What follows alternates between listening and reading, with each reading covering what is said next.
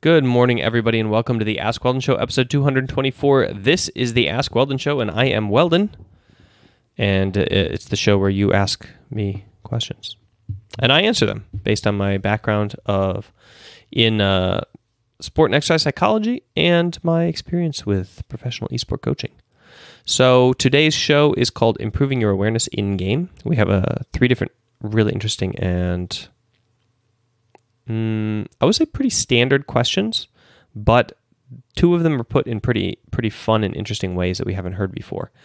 And I'm looking forward to tackling them on the show. You can ask your own question, anchor.fm/Weldon Green. Please, I'm running low on questions. I'm gonna run dry very soon, and this is a daily show, so I need you to send in your question. Even if you check out yesterday's show if you don't believe that you should call in your question, because I have a long, clear-cut explanation and justification of why you should call in your question. So go check that out, and then call in your question to anchor.fm/Weldon Green, and also come check out the live show, twitch.tv/MindGamesWeldon, every single day, 6:30 p.m., except the days that I don't do it or that I'm late, like today.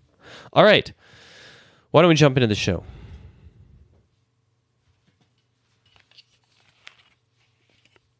The first question from John. Let me get everything ready here and play it.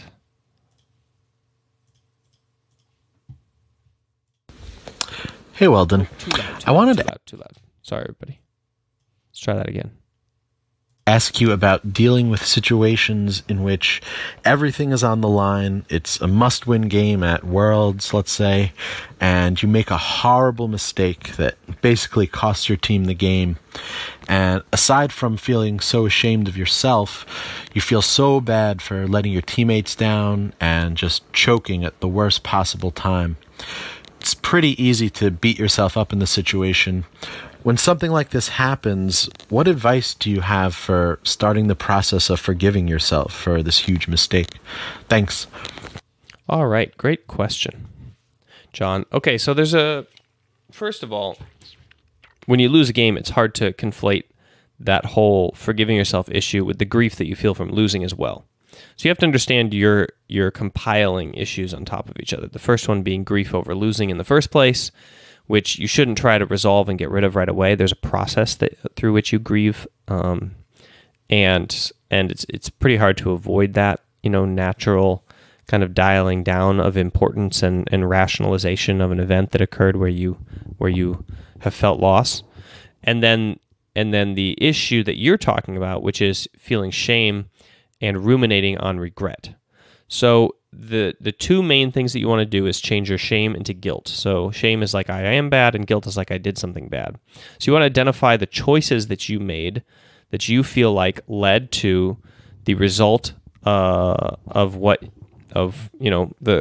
consequences of those choices, and then you want to commit yourself to doing better in the future, and use the regret that you might feel or the frustration over your own actions as a way of powering your future actions so that you can get something from your loss, okay?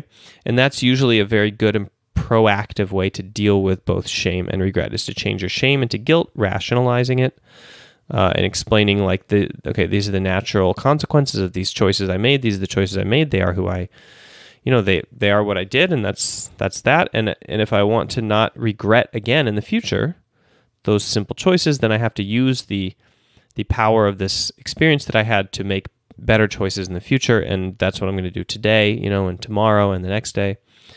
And then the other thing you have to do is stop rumination. So rumination is like the brain running away constantly to, a source of pain or a source of escapism, and that is something that honestly everybody kind of develops their own mechanisms and styles with which to cope with rumination. Some people do it in a very healthy, powerful way where they control their brain. Some people do it in a very decadent and dangerous way where they do escapism, where they turn to chemicals, et cetera, So the thing that I recommend is meditation, is the training of mindful, attentive awareness, and generally speaking, the more the better in this case. if you're trying to cancel rumination from a massive event where you cost your team and your teammates a game and yourself a game. So that's a very powerful and difficult thing to not think about. And so you need to have a very healthy outlook on life, which usually comes from gratefulness conditioning and meditation, training the brain deeply to sway those traits you have towards rumination away from just thinking about it all the time. And that's how you do it. Focus on the present, not the past. The main issue that's going on is that your brain is thinking about a thing that is no longer real. The past is just the past. The present is the only thing that exists right now. So the past is merely a construct inside your mind, and when you're ruminating on it, you're creating suffering out of a non-existent thing. Obviously, the repercussions of the past exist always in the present, but it's no longer actually real anymore. All right, let's jump into the second question. Thank you for that call in, John.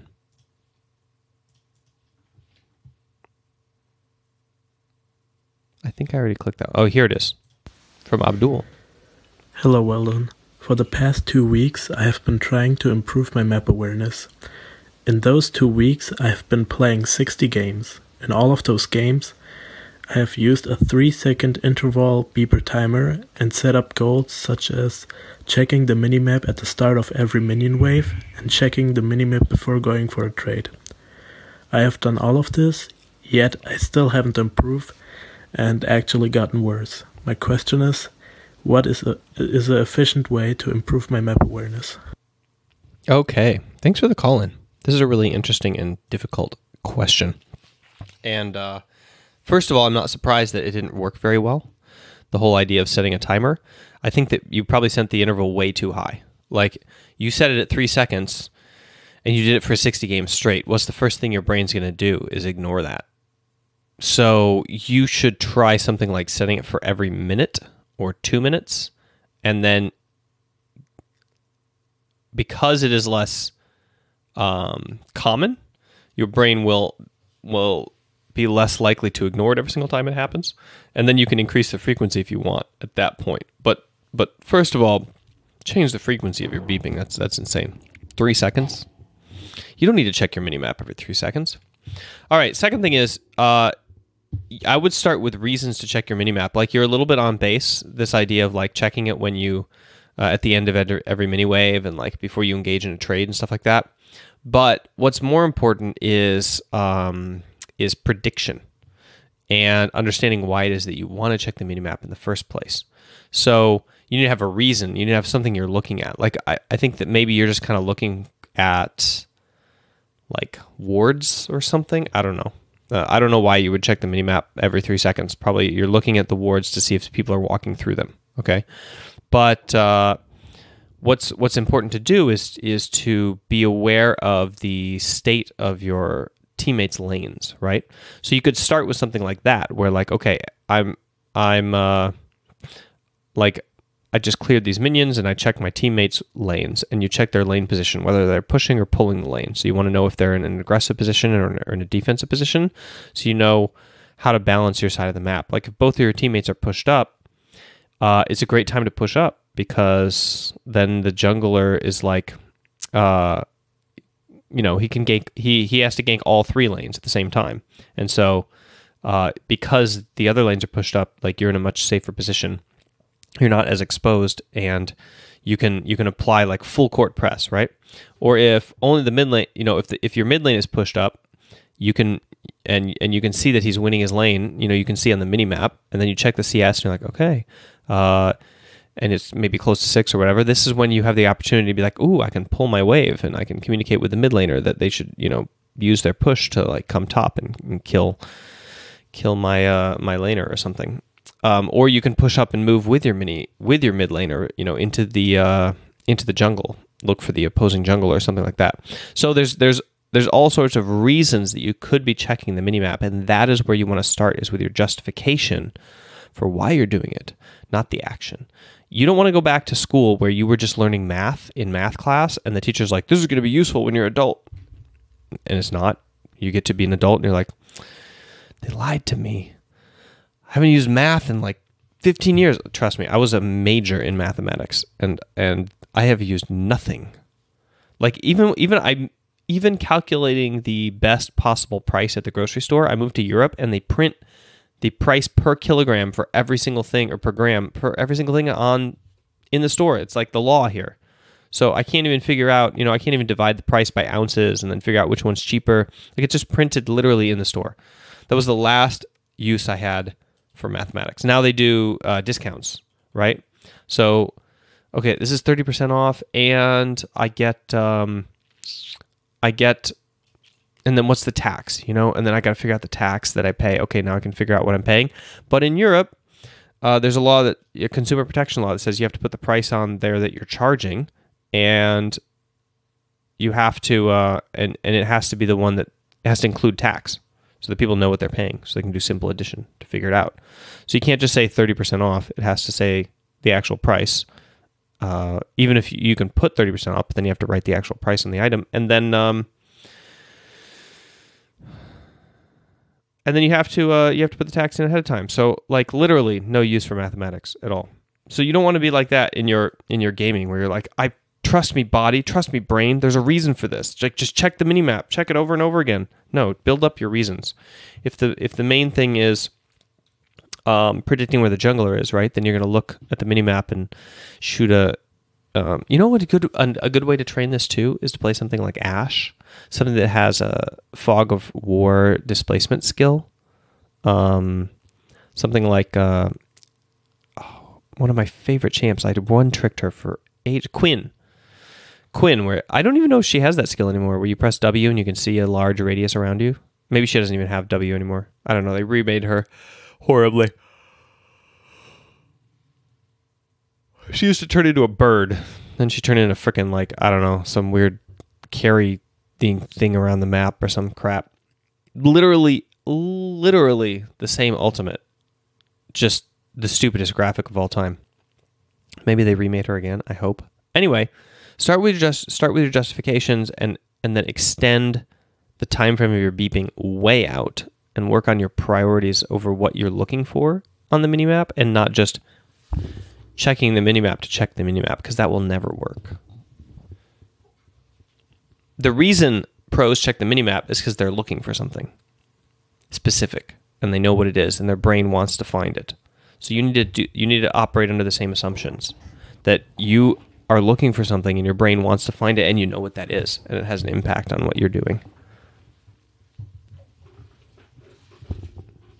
And that will help change your behavior. All right. Fantastic question. And before we jump into the last question of the show, I would like to talk about the Mac program. The Mac program is the thing that I use to support my family and this channel, as well as build the new version of the Mac program.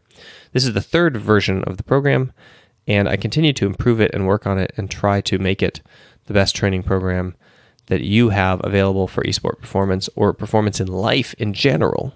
It works for any performance-based endeavor. It is a mindfulness-based performance enhancement program that is available to you, especially at this price, $25 or $30. Use the code AskWeldon to reduce it.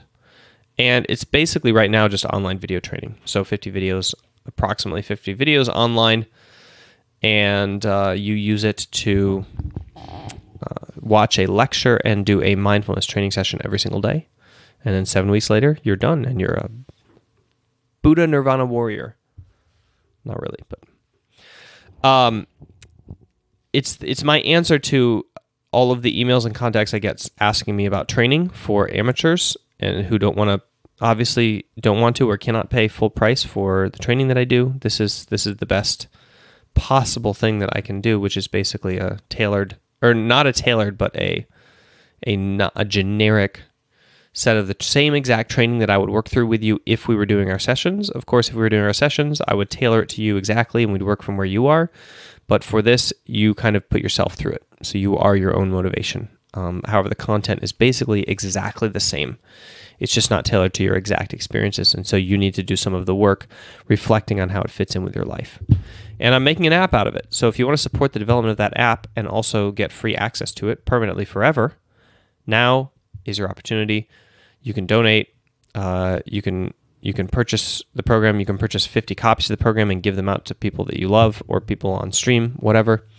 And all of that goes to the mortgage and then to developing the web app. So make sure to check that out, mindgames.gg/MAC. And let's jump into the final question of the show. This is from Sinjin. Hey Weldon, my name is Sinjin, and I'm going to be coaching a team for a college. This team consists of players in low platinum, and they will have all just met each other. What group exercises can we do to increase team camaraderie and make practice more productive and efficient? Thank you very much. All right. What is the best group exercise for this situation? So let's revisit the context. A new team, amateur, gonna train a couple days a week, and the goal is camaraderie and improved performance. Okay, so I would default to the same exact activity that I use in the pro teams, which is to efficiently create interpersonal relationships at the fastest possible speed with the lowest possible investment. Because I think that you're facing the same barriers that pro teams face, which is you don't have a lot of time and you want something that's very effective and very quick because you might end up changing teammates a lot. So it can't be something that's very slow working. And you have a lot of teammates to get through and you have a lot of studies to do. So it can't be something that is very time consuming. So I recommend dating, essentially. I create dates for my players and I force them to go on a date with each other and answer a specific set of questions. And those set of questions is adapted from a study on interpersonal relationships and love. So I think New York Times 36 questions to fall in love. Let's see if that turns it up. Yeah. The 36 questions that lead to love, or how to fall in love with anyone, 36 questions in love.com. Try this. Yeah, try Googling those two terms, and what you will find is an article talking about this research and listing the questions. And so I took those questions and I adapted them. I took a certain number of questions from every single level. This is the same way that you adapt down like a 12-question survey. Sorry, a 24-question survey to a 12-question survey. You take 2 questions from each factor of the survey and you reduce it down. So you don't just want to pick 10 random questions. You want to pick like 10, like a couple questions from every subset of 5 questions, or 36 questions. Let's see, divided by. So anyway, I have 10 or 12 questions in my final thing, and I rewrote them according to the context of pro esport and chose ones that are a little bit agnostic about relationships. So it's not necessarily about... Excuse me. I didn't get a lot of sleep last night. It's not necessarily questions about a man and a woman falling in love, or a man and a man falling in love, or a woman and a woman falling in love, but rather questions about, developing a close interpersonal bond based on the exchange of intimate information. And it works.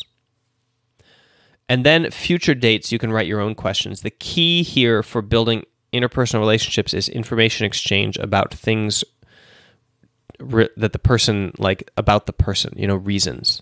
So I would send players on dates and they'd have 2 questions. Question 1 would be like, explain why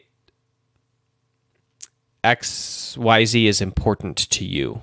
And it would be something like your major, or explain to the person, or tell the story of your first kiss, or explain why you have the relationship with your sibling that you have. And that would be the first question. And then the second question would be, talk about the current meta and why, and try to figure out the best champions for our team to play this weekend against these opponents. And so there'd be 2 components to the question, and each person would have to answer it.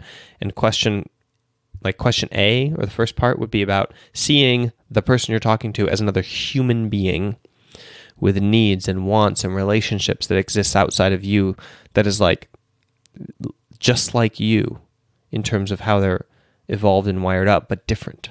And the second question would then be about, getting something done together. So that's the basis for my dates after the initial interpersonal get-together. But that's what I recommend. Shinjin, and best of luck with your coaching and the design of your activity. And thank you so much for the question. Appreciate everybody who came to the show today. It's a nice short one. Make sure to check out the Mac program and then come check out the live show every single day, 6:30 p.m. LA time. Twitch.tv/MindGamesWeldon. Go to the channel right now. Go right now and bookmark it. And when you click or follow, and when you do that on your phone, because you're watching this on your phone, I know, or do it on your phone, you'll get notifications. And it'll pop up the title of the show every single day when the show's starting, and you can hop on over by clicking the notification, and you can check out the live show and ask your own question in the chat, and I will answer it for you. You're welcome. Talk to you guys later.